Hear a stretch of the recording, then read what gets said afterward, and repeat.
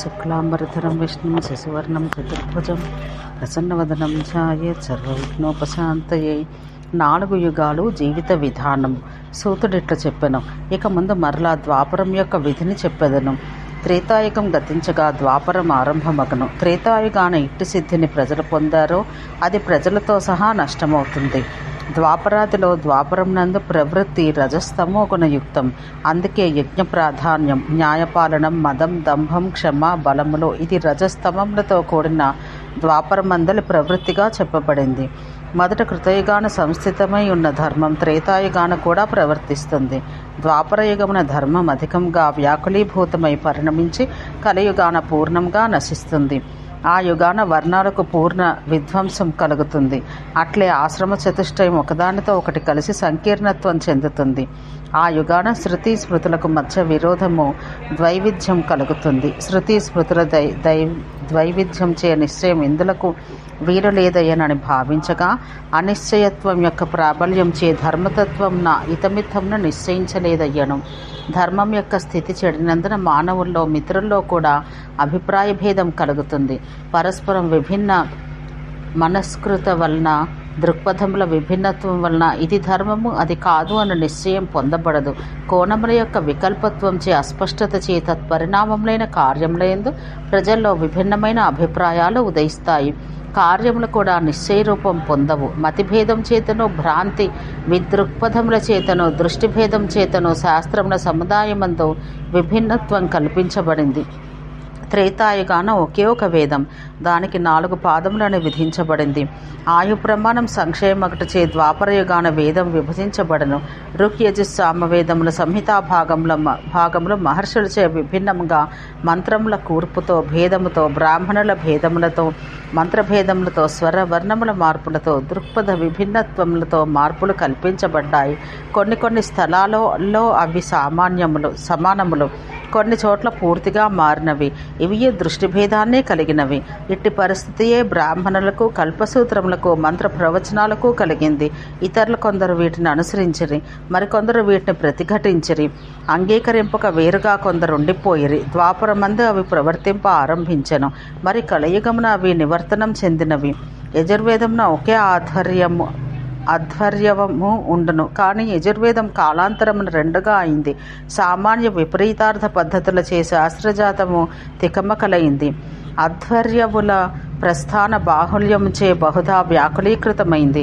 ఈ వ్యాకులత్వం అథర్వ, ఋక్, సామ వేదములందలు వికల్ప పాఠములచే కలిగి ద్వాపరయుగాన భిన్న దర్శనాలచే కలిగినవి. ఇట్లో ఈ విపరీతాల ఫలితాలు ద్వాపరాన పరిణమింప ఆరంభించి ప్రవర్తించిన తర్వాత కలియుగాన వినాశనం చెందును. ఈ విపరీతముల ఫలితములు ద్వాపరాన మరలా కలుగును. తత్ఫలితములు వర్షం యొక్క అభావం, మరణం, రోగం, ఇతర బాధలు, వాక్కర్మజములైన దుఃఖముల వల్ల నిర్వేదం మరలా కలుగును. నిర్వేదం వలన వారులకు దుఃఖం, మోక్ష విచారణం కలుగును. విచారణం వలన వైరాగ్యం కలుగుతుంది. వైరాగ్యం వలన దోషదర్శనమున ద్వాపరయుగమున జ్ఞానం కలుగును. మొదటి స్వయంభవ మన్వంతరమున ఆ యజ్ఞానులకు ద్వాపర యుగమున శాస్త్ర గ్రంథములకు శత్రువులు బయలుదేరును. ఆయుర్వేద శాస్త్రమున తత్సంబంధి అంగశాస్త్రముల యందు, జ్యోతిష శాస్త్రమందు, అర్థశాస్త్రమందు, హేతుశాస్త్రమందు ఎన్నో వికల్పాలు, సంశయాలు, అనిశ్చిత విషయాలు ఉన్నాయి. ఆ విధంగానే శాస్త్ర భాష్యముల యందు, ప్రక్రియా సూత్ర విద్యల యందు, కల్పసూత్రములందు వికల్పములు ఎన్నో ఘటిల్లాయి. వేరువేరు స్మృతి ధర్మశాస్త్రాలు ప్రస్థానములు కలవు. అవి ద్వాపరయుగాను సంభవించును. ఏలాన మనుషుల యందు విభిన్న దృక్పథములు ఉండబడటం వలన మనస్సుచే, వాక్కుచే, కర్మచే ద్వాపరమున కష్టంపై, శరీర శ్రమచే వ్యవసాయం, ఇతర వృత్తులు వృద్ధి చెందుతాయి. వృత్తుల యందలి చైతన్యం వ్యాపారాశ్రయమై ఉంది. సిద్ధాంతముల వినిశ్చయత్వం మాత్రం లేదు. వేదశాస్త్రాలను అనుసరించి రచనలు బయలుదేరినవి, కానీ అందు అనేకం యొక్క సంకరం కలిగింది. వర్ణాశ్రమ విధ్వంసం, కామక్రోధములో ద్వాపరమున వృద్ధి చెందును. రాగము, లోభము, వధ ప్రవర్తిల్లును. ఈ ద్వాపరమందే వ్యాసుడు వేదాన్ని 4 భాగములుగా విభజించెను. ద్వాపరయుగం అంతమైన వెనుక సంధ్యాయుగంలో ద్వాపరయుగ కలియుగాల మధ్యకాలంలో కూడి ఇట్లే జరుగును. ద్వాపరయుగ లక్షణాలు ధర్మగుణహీనంలై ప్రతిష్ఠ చెందును. ఏవం విధంగానే సంధ్యాంస కూడా సాగును. ద్వాపరయుగం యొక్క మిగిలిన లక్షణాలను బట్టి కలియుగ వివరణ తెలుసుకొనము. మిగిలిన ద్వాపరయుగ లక్షణాలు చే కలి యొక్క ప్రతిపత్తి లక్షణాధికములో ఆధారపడి ఉండును. హింస, అసూయ, అనృతం, మాయ, తపస్సులను వధించుట ఇవి కలి యొక్క లక్షణాలు. అయినా ప్రజలు కొంత సాధిస్తారు. అది ధర్మం యొక్క కృత్స్నత్వం. ధర్మం పరిక్షయం పొందును. మనసుచే, వాక్కుచే, కర్మచే శ్రమపడి క్లేశంతో సాధించిన వ్యవసాయం వృద్ధి చెందదో సంశయం. కలియుగాన మరణాంతకములు అనగా ప్రమాదకరమైన రోగాలు ప్రబలను. ఆకలిచే, భయంచే ప్రతిరోజు ప్రజలు బాధలు పొందెదరు. వర్షములు లేకపోవటం వల్ల అధికమైన భయము కలియుగమున కలుగును. దేశములన్నింటి యందు విపరీత కష్టనష్టాలు కలుగును. కలియుగాన ధర్మశాస్త్రములైన స్మృతుల యందు ప్రామాణ్య బుద్ధి లేదు. కలియుగాన ప్రజలు వివిధ వయస్సుల్లో మృతి చెందుదురు. కొందరు తల్లి గర్భమందే మరణిస్తారు. కొందరు యవ్వనమందు మృతి చెందుతారు. కొందరు వార్ధక్యమున, కొందరు కౌమారమున మరణిస్తారు. దుష్టంగా యజ్ఞములు చేయటం వలన, వేదములను చక్కగా అధ్యయనం చేయకపోవటం వలన, దుష్కృతముల వలన, ధర్మశాస్త్రాదులకు విపరీతార్థాలు చెప్పటం వలన, బ్రాహ్మణులు చేయ కర్మల యందలి దోషముల వల్ల ప్రజలకు ప్రమాదం, భయం కలుగును. హింస, మాయ, అసూయ, క్రోధం, ఈర్ష, అసహనం మొదలైనవి కలియుగమునందలి ప్రజలకు కలుగును. ప్రతి జీవి యందు రాగము, లోభము కలుగును. కలియుగం రాగా అత్యంత సంక్షోభం కలుగును. నరులకు పరమాయుర్దాయము 1000 సంవత్సరాలు. ద్విజవంశాన పుట్టిన వారు వేదములను అధ్యయనం చేయరు, యజ్ఞములు చేయరు. క్రమంగా క్షత్రియులు, వైశ్యులు, నరులు నాశనం పొందుదురు. అధమయోనుల యందు పుట్టిన శూద్రులకు బ్రాహ్మణులతో సంబంధం కలుగును.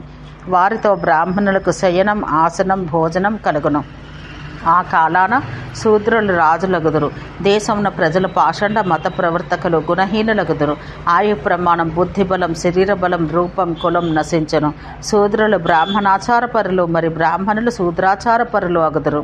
దొంగలు రాజవృత్తిని అవలంబిస్తారు. రాజులు చోరుల ఆచారాలను అవలంబించి చోరుల వలె జీవిస్తారు. యుగాంతం సమీపిస్తుండగా అశుభృతులు అనగా చక్కగా భరింపబడని వారుగా జీవింతురు.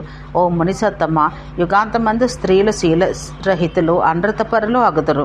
వారు సురాపాన పరురాన్లో, మాంసప్రియురాన్లో, మాయావినిలో అగుదురు. ఓ మునిసత్తమ, యుగాంత కాలాన ఏకభర్తృకలు ఉండరు. క్రూర జంతువులు వృద్ధి చెందును. గోవులు మున్నగు పశువులు క్షీణించును. యుగాంతమందు సాధువులు మరలిపోవుదురు. ధర్మ పురస్కృతులు కాక వేరుగా ఉందరు. వారి యందు విద్యా ప్రవృత్తి క్షీణించును.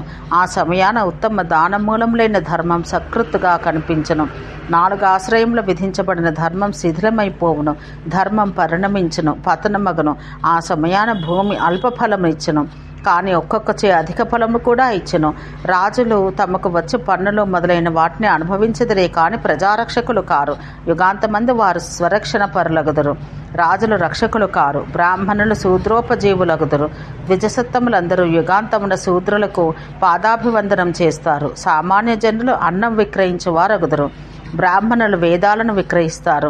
యుగాంతకాలం వచ్చినప్పుడు స్త్రీలు తమ యవ్వన శరీరాన్ని అమ్ముకొందురు, అనగా జారణీ స్థితికి దిగజారుతారు. కలియుగాన ఉత్తమ బ్రాహ్మణులు కూడా తమ తపస్సును, యజ్ఞ ఫలములను అమ్ముకుంటారు. కలియుగాన పెక్కురు ఎతులుగా ఆగుదురు. వర్షదేవుడగు ఇంద్రుడు విచిత్ర వర్షములు కురిపించును. అది యుగక్షయానికి సూచనగా చెప్పబడింది. ఈ అధమ యుగాన అందరూ వర్తకులే అగుదురు. జనులందరూ దొంగతూకములతో మానములతో వర్తకం సాగించి వస్తువులు అమ్ముదురు.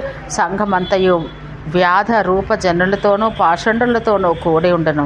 యుగాంతం సమీపించగా పురుష సంఖ్య తగ్గి స్త్రీల సంఖ్య పెరుగును. ప్రజలందరూ యాచకులవుతారు, పరస్పరం బిచ్చమెత్తుకుంటారు. యుగం క్షీణిస్తుండగా పొందిన ఉపకారానికి ప్రత్యుపకారం చేయి వ్యాకర్త ఉండడు. ఇతరులను గాసించేసి బాధ కల్పించని వాడు ఉండడు. పరుషవాక్కులు లేనివారు ఉండరు. అర్థవంతుడైన వాడు, అసూయారహితుడు ఎవ్వడూ ఉండడు. యుగం యొక్క అంత్య లక్షణం భయ ప్రమాదములను శంకించుట. అంతటా భూమి అంతయు ధన వస్తుశూన్యమగును. పాలకులు నిజంగా రక్షకులే అయినా రక్షకులు కారు. వారు పరుల రత్నాలను, నగలను దొంగిలిస్తారు. అంతేకాక పరుల భార్యలను పీడించి చెరచెదరు. ప్రజలందరూ కామాత్ములు. అంతేకాక దుష్టమైన భావాలు కలవారు. వారు అధములు, సాహస ప్రియులు, ఘాతుక కార్యములు ఆచరిస్తారు. ఉత్తమ క్రియా ప్రణష్టులు, ధూర్తులు, శఠులు. వారు జుత్తు విరబోసుకొందరు, ముడివేయరు. వారు దయాశూన్యులు. ఈ కలియుగాంతాన పురుషులు 16 ఏళ్లు నిండకనే పిల్లలను కంటారు. 16 ఏండ్లలోపు స్త్రీలే బిడ్డలను కంటారు. యుగాంతమున శూద్రులు తెల్లని దంతములలో కాషాయ వస్త్రాలు ధరించి తలలు గొరిగించుకుని ఇంద్రియాలను జయించిన వారగుదురు. యుగాంతాన శూద్రులు పండిన పంటలు దొంగిలింతురు. అట్లే వస్త్రాలు, దుస్తులు దొంగిలిస్తారు. కొందరు దొంగలు వేరే దొంగల నుంచి దొంగిలిస్తారు. ఒక దొంగ నుండి విలువైన వస్తువులు దొంగిలించి వేరొక దొంగ ఉండను. జ్ఞానకర్మలు అదృశ్యం కాగా లోకం సర్వం నిష్క్రియత్వం చెందును. కీటకాలు, ఎలుకలు, సర్పాలు మాటిమాటికి మానవులను ఎదుర్కొని భయపెట్టి పీడించను. అప్పుడు క్షేమం, ఆరోగ్యం, సామర్థ్యం శాశ్వతంగా పొందట దుర్లభం. దేశములు ఆకలి బాధలతో పీడించబడ్డవై కౌశికుల కొరకై ఎదురుచూచును. కౌశికులనగా దాచిపెట్టబడిన ధనమునకై వెతుకువారు. దుఃఖాభిప్లుతులైన వారులకు పరమాయు ప్రమాణం 100 సంవత్సరాలు. కలియుగాన వేదములన్నయో కనబడము. వేదములను ప్రజలు చదవరు, అవగాహన చేసుకోరు. యజ్ఞములు కేవలం ధర్మపీడితములై నశించును. కలియుగం వచ్చిన తర్వాత పలువిధ పాఖండులు, నాస్తికులు బయలుదేరుతారు. కాషాయ వస్త్రాలు దాల్చినట్టు బౌద్ధులు, జైనులు, కాపాలికులు మొదలగు వారు చెలరేగుతారు. వేదములు విక్రయిస్తారు. మరికొందరు పవిత్ర తీర్థస్థలాలనే అమ్ముతారు. పాషండులు, నాస్తికులు వర్ణాశ్రమ ధర్మాచారాలకు శత్రువులు. కలియుగం ఆరంభంగా ఇట్టివారు పుట్టుదురు. ధర్మార్థ కోవిదులు, శూద్రులు వేదాలను అధ్యయనం చేస్తారు. శూద్రజాతుల వారైన రాజులు అశ్వమేధ యాగాలను చేస్తారు. స్త్రీలను, బాలులను, గోవులను, ఇతరులను పరస్పరం వధించి ప్రజలు ఒకరికొకరు స్వకార్యాలు సాధించుకుంటారు. ప్రజలు అత్యంతం ధర్మాభినివేశులగుటచే కలియుగాన ప్రజా ప్రవృత్తి తామసిక మగను. స్వకీయములైన దుఃఖములను వెళ్ళబోసుకొనుటచే ప్రజలు అల్పాయుష్కులగుదురు. వారి దేహములు అల్పాయుష్కములు. దీనికి కారణం వారు రోగాలచే బాధ పొందుతారు. పరస్పర వైరభావం నా ప్రజలలో భ్రూణ హత్యలు ఆచరించుట అనగా గర్భస్థ శిశువులను చంపుట ప్రవర్తించను. అందుకే కలియుగం ఆరంభం కాగా ఆయుష్, బలం, రూపం క్షీణించును. ఆ సమయాన ప్రజలు అల్పకాలంలో సిద్ధిని పొందుతారు. కలియుగాంతమున ద్విజసత్తములు, ధన్యులు ధర్మాన్ని ఆచరిస్తారు. ఈ ద్విజసత్తములో శృతి స్మృతి ఉదితములైన ధర్మాలను అనసూయలై ఆచరింతురు. త్రేతాయుగాన ఆచరించిన ధర్మం 1 సంవత్సర కాలం ఫలితములిచ్చును. ద్వాపరయుగమందు ఒకే మాసమున ఫలితమిచ్చును. ప్రాజ్ఞుడైన వాడు ధర్మాన్ని ఆచరించినచో యథాశక్తి తాను కోరిన ఫలితాన్ని పొందును. ఇది కలియుగ అవస్థ. సంధ్యాంశమందల స్థితిగతులు తెలుసుకొనము. ఆ దినములని యుగయుగము సిద్ధులు 3 పాదములు తగ్గును. ఈ కలియుగమున స్వభావాన్ని బట్టి సంధ్యల్లో అవి ఇట్లే ఉండను. సంధ్యా స్వభావం సంధ్యాంశములు పాదశేషములై ప్రతిష్ఠితములగును. యుగముల అంత్యమున సంధ్యాంశల కాలంలో ఒక ధర్మనియంత అవతరించను. అసాధ్యులైన భృగులను చంపుటకే అతడు ఆవిర్భవించను. అతన్ని ప్రమతి అంటారు. అతడు చంద్రవంశీయుడు. పూర్వం స్వయంభవ మన్వంతరాన అతడే మాధవాంశతో అనగా విష్ణువంశతో పుట్టును. ఇక 20 సంవత్సరములు భూమిని అంతటిని గుర్రములు, రథములు, ఏనుగులు కలిగిన సైన్యంతో పర్యటించును. ఆయుధులైన 100 కొలది 1000 కొద్ది బ్రాహ్మణులతో కూడుకొన్నవాడై మ్లేచ్ఛులను సర్వత్రా చంపును. శూద్రయోనిజులైన పాషండులను, రాజులను ఎల్లరునూ అతడు చంపును. అత్యంత ధార్మికులు కాని వారు ఎల్లరునూ దేశమునందు అంతటను చంపును. శక్తిమంతుడు మంత్రకుత్తు మ్లేచ్ఛులను చంపిన వాడు, వర్ణ వ్యత్యాసమున పుట్టిన వారిని, వారి అణుజీవులను చంపిన ప్రభువు ఉదీచ్యులనగా ఉత్తర దేశం వారు, మధ్యదేశీయులనగా మధ్యదేశమున నివసించే ప్రజలు, పర్వతముల నివసించే వారులను, ప్రాచ్యదేశ ప్రజలను, పడమటి దేశ వాసులను, వింధ్యపర్వత చర్యలయందు నడుస్తూ జీవించే వారులను, దాక్షిణాతులను, ద్రావిడ దేశీయులను, సింహలేయులను, గాంధార దేశీయులను, పాదర దేశీయులను, పహ్లవులను, యవనులను, శకులను, తుషార దేశీయులను, బర్బర దేశీయులను, చీనా దేశీయులను, సూలికులను, దరదులను, ఖసులను, రంపాకారులను, కతుకులను, బహువిధ కిరాత జాతులను చంపును. బలవంతుడైన ప్రభువు చక్రాన్ని ప్రయోగించి కిరాత జాతులందరినీ వధించను. సర్వభూతములకు అగోచరుడై ఆ ప్రభువు మాధవుని అంశచే పుట్టును. పూర్వజన్మాన అతడు మహావీర్యవంతుడు, ప్రమతి అను పేరుతో ప్రఖ్యాతుడు. ఓం శాంతి శాంతి శాంతి.